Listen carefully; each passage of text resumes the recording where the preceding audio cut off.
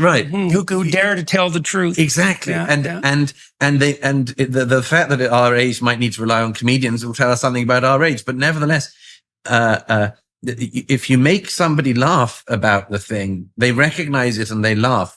Quite often there's a type of person who will then pull back because they've basically admitted that they also recognize this thing to be true, because otherwise they wouldn't have found it funny. They wouldn't have been able to laugh about it, because laughter wouldn't be the response. The response would be disgust. Well, it's interesting and quite often they laugh and then they have to feign disgust. Yeah. Well, it's interesting too there. And this points to something like an instinct for the truth, because one of the things I was really struck by when I had little kids was how early their sense of humor developed.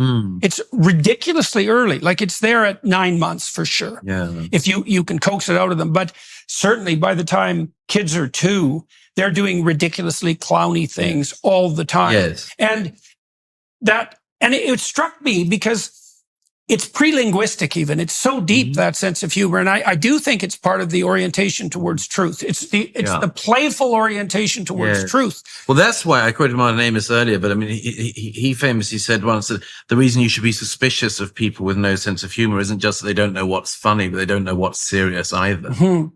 And that is... Yeah, well, the funniest comedians are the ones that can take the most serious thing and make it funny. Oh, yeah, absolutely. And which is why... who dare to do that. The Monty Python troupe was great at that. Yeah, and I mean, that's why everything, so that's why it's also dangerous to be a comedian in this stage, because everyone can take it out of context. With Roseanne Barr the other day, and pretend that you're doing something you weren't. But if in a good faith environment, yes, these are the people who can point to things we all know to be true.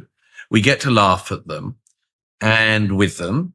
And this reveals something very important in our era, it seems to me, which is the people that you and I spend a certain amount of our lives railing against. And we should get on to some positives, but the railing against is in part because they are censorious bullies.